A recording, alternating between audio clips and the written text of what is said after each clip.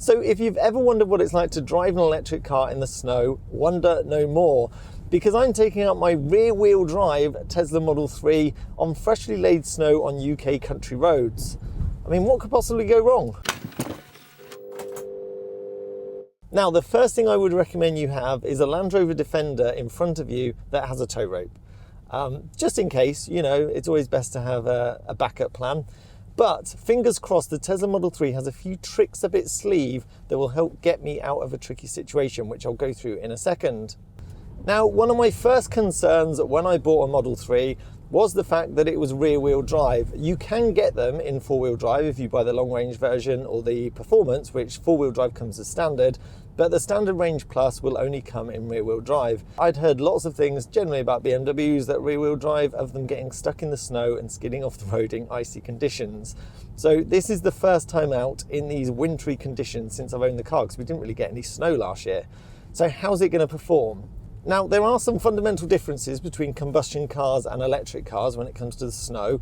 Electric cars obviously have a huge, massive battery underneath them, which means that they weigh tons, literally tons. That extra weight will give you traction when it comes to slippery conditions, which is good.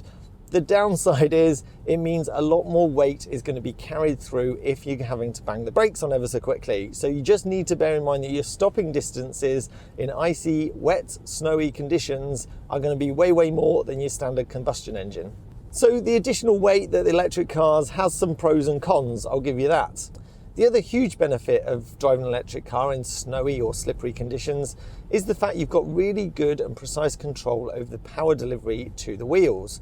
So, for example, you've got like torque vectoring and things like that, which I'll be honest, I don't know whether the Tesla Model 3 has it or not, but in these slippery conditions, it does feel like some wheels are doing one thing and the other wheel is doing something else if one of them particularly gets stuck. And so far, it does seem like it's coping very well with. Now, the Tesla Model 3 does have some tricks up its sleeve if you do get stuck in the snow. The first one being slip start, which is designed for if you get stuck in snow, gravel, or anything like that. But I think we might get stuck here. Oh geez, I need some momentum. So you can feel that torque vectoring, if that's the true thing that's going on there, kicking in, and that's why we're sliding around a bit. And all I've done at the minute, I'm not really controlling this. I've literally put my foot reasonably flat to the floor. And then the Tesla Model 3 seems to be just figuring out the rest. Yes, traction control's kicking in here, but I'm not really controlling the speed at all. I'm just pushing to go. And then the Tesla Model 3 is doing the rest. But whether it'll manage to make it up here will be interesting. We're still making progress, which is fantastic. But equally, it does feel like it's slipping around a bit. And then as soon as we get on this, I mean, we're still going uphill slightly, but as soon as we've got that little bit of traction, because we've got the extra weight in the car, it feels like it can carry its force through a lot more.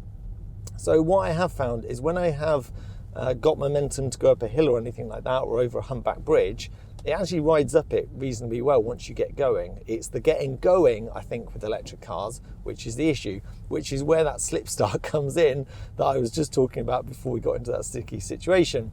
So the slip start, you can change it by just going into the option setting and turning it on. I won't do it now whilst I'm driving because I don't need it, but if an oncoming car comes the other direction, I'm guessing I might have to turn it on, because once you stop in the electric car, that's when it seems to be the issue.